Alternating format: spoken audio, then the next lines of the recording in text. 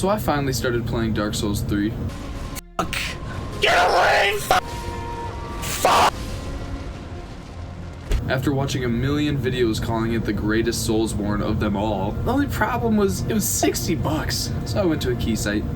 Now I've played Elden Ring for over 200 hours, which isn't much in the grand scheme of things, but shit, no wonder I didn't upload back then. So I figured I'd be pretty decent at Dark Souls 3. Turns out if you haven't played Elden Ring in a year, it doesn't really translate. And yes, I'm playing Dark Souls 3 before 1. I don't know if chronological order matters at all. So since Elden Ring taught me basically everything I know about Souls games, I had it down, so I just started playing through blindly, which led to me missing bosses, areas, and some lore. And it wasn't until a guy in my Twitch chat told me that I missed all this stuff. I missed 2 bosses? So I double backed and discovered a whole new area and a different way to go. Oh, I didn't see this at all. And I also hadn't upgraded my Estus flasks at all, so I was running around with 4, what the game starts you out with. That's why I was dying so much and couldn't heal myself. I have 7 now. I was holding on to those for so long. What? So geez, maybe I wasn't as prepared as I thought. The first thing I noticed when I loaded up into this game was how similar it is to Bloodborne. You can really tell that it's the game made right after Bloodborne. And also, I know you guys are gonna hate it when I compare Dark Souls to Elden Ring in Elden Ring terms, but shit, this game has a lot of the same things that Elden Ring has, so I guess Elden Ring just took it all from Dark Souls, and I didn't even realize that. Because it's got the same leveling up system and the same UI and stats. And one thing it has too, those damn dogs. I hate those things. I hated them when I saw them in Bloodborne, I hate them in Elden Ring, and now I hate them in Dark Souls 3. And I'll probably hate them in Dark Souls 1, 2, shit, I bet they're even in Sekiro! But it was cool to be playing through blindly because I actually understood what was going on, unlike Elden Ring. When I first started playing Elden Ring, I didn't enjoy it at all because I had no idea what to do. I didn't know what anything does. I didn't know how to level up a weapon and to spec it into your build or like what direction I was gonna go with my build, so I was just lost. And now that I kind of know where I'm going and I don't need to search up a guide to tell me everything, I can kind of play through how I want to play through, and it is ending up being so much more fun than Elden Ring. Did I just say Dark Souls 3 is more fun than Elden Ring? Is that a hot take? Elden Ring's still my favorite game though. And yeah, you can see that this game really has some Bloodborne DNA. The movement and the animations, and you can even see it with the posture of the character, the way it stands. And damn man, there is something about the ambience of this game. Just standing there and being a knight in this rundown ass city right next to a big ass castle. It's the coolest thing ever. Who wouldn't want to roleplay in this scenario?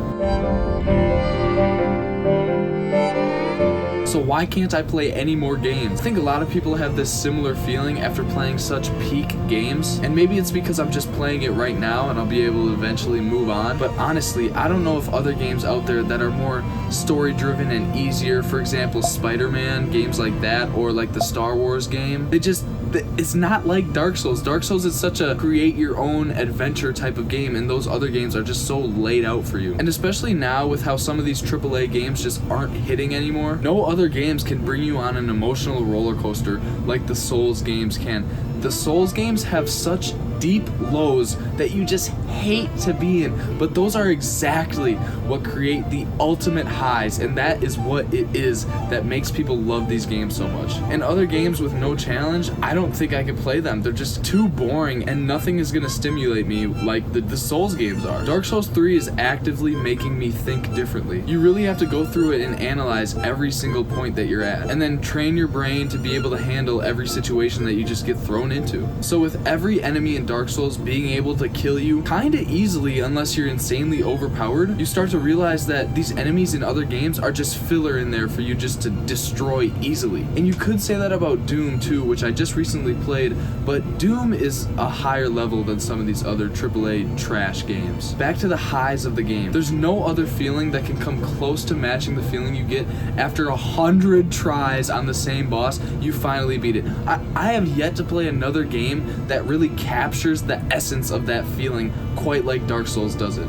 Come on! Yes! Yes! Yes! Thank God. Like perfectly dodging a hit or even parrying. It feels good, even though I don't ever really do it. This is the first game that I actually kind of tried to learn to parry. Elden Ring, out the window. I couldn't do that for shit. And earning your progress in Souls games is much different than earning it in other games. Earning it in other games will look like set in stone checkpoints, even though those checkpoints like bonfires and Dark Souls. Other games have set in stone checkpoints that really tell you where you're supposed to be in the game. Dark Souls, you can be anywhere in the game with just your skill set that you developed in your brain. That's why people can make it through these games as level 1. And the great thing about Dark Souls is they're not giving you any help. You gotta figure that shit out on your own. It's like they're spotting you at the gym. They're loading 235 up on that bar. You better get that motherfucker up because nobody is there to save you. Nobody is there to save you. You better start repping that mother. And it's just up to you to figure it out. And also another thing that I didn't think I would like, but I am actually starting to like, is how there's no mini-map or like checkpoint markers that you have to get to. That there's paths for you to follow. And that really builds the immersion that you're a knight in this old-ass area with like, you're like, what the what's going on here? And also, I don't think I've ever played a game other than Red Dead Redemption 2. Oh, my Lord have mercy. Love that game. That has ever really had such a open world that was full of life. Like there's so many AAA games nowadays that are creating these open worlds just for the hell of it. Ubisoft. But that just have lifeless worlds with really nothing going on. Dark Souls, there's always some stuff going on, and my favorite part of it is finding a random NPC that you can start to talk to. In the beginning of the game, I found the Michelin Man, and he helped me fight this fire boss, and it was the greatest thing ever. That was like some of the most fun I've ever had going through a quest on my own. I didn't go through any quests in Elden Ring on my own, partially because they were way too difficult, but also because I just didn't know what to do. Dark Souls, it kind of is easier to follow, and that makes it more fun because I can complete it on my own. And also, even if you're dying in Dark Souls, you're still leveling up mentally. You're still leveling up in your head so that the next time you go there, you know the moves, you know what to do, you know when to attack, and you can defeat whatever it is that you're getting your ass whooped against. And this hasn't quite happened to me yet, but people start to get addicted to the suffering of the game, and they want that challenge to push them. And they just know that that ultimate feeling is going to come after they fight the boss entirely by themselves and learn everything about it. Come on! Yeah!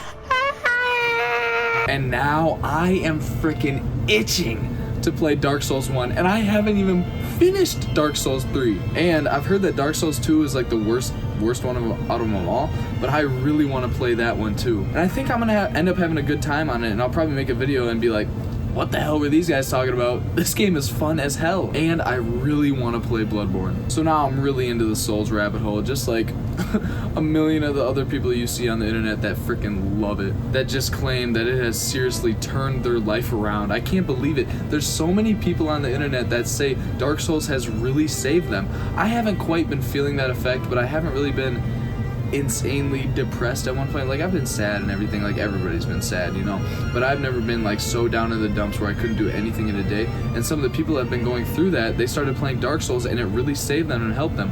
But what I'm looking to get out of the game is hopefully for it to help me in my real life, because I am honestly a little lazy, and if playing Dark Souls is gonna make me do things in real life and not like, I don't know, treat it as a video game, that's kind of like a Super Mario effect is another way that somebody has explained that feeling. Treating like real life quests as something from a video game that you have to get done. So yeah, now I've began my Dark Souls journey, and I'm gonna hopefully get through all of them before the end of the summer and get a video out on them, so stay tuned for that. Stay tuned for the finishing Dark Souls 3 video. I just kind of had to get one out to tell y'all, to keep y'all in the loop of what was going on in the Fate Nuts gaming journey. I haven't uploaded on my second channel in like 2 or 3 days, even though I had a 34-day streak. But I didn't start the channel so that I could make it into a 30 days video. I started it so I could use my clips for gaming, but now I'm not using those clips because I'm getting those clips from streaming, so I feel like I'm already kind of using them, so kind of lost the point. But I know that people like those videos, and they actually have been performing well, and I think I have a pretty good future on that channel if I keep up posting stuff like that and like things to talk about, because I think people can really get attracted to my personality and some of the stories that I have to tell. So yeah, I can't wait to play some of these other games. I think I'm just gonna try and grind them out as much as possible, because now that I'm not making the Fate Nuts 19 videos as much, I'll have more time to worry about main channel videos and then worry about playing games. not worry about them. I'm so excited. And I also want to make a video and stream trying to teach my dad how to play the Souls games. He sucks at video games. He was losing 45-0 on pro difficulty in a Madden season game that he started playing. And that's why I can't play Bloodborne right now, because my dad is using the PS5s to play those games. So I kind of gave it up for him because I wasn't using it at all. So yeah, I hope you guys enjoyed this little checkup on Fade Nuts. I've been leaning over this whole video. Maybe I should have been sitting like this the entire time. But yeah, I love you guys so much. Thank you for 1,000 subscribers. Oh my god, I forgot to mention it. I can't believe it. I can't believe it. We're there. We're there. But now I'm just itching for 2,000, 3,000, 5,000, 10,000. That wouldn't look real at all. 1,000 doesn't even look real, bro. I can't believe if I ever get up into the 100,000s. Like, I really want it to happen. I can't wait. That's why we're grinding so hard, boys. All right, boys, I'll let you go. See you guys in the next video.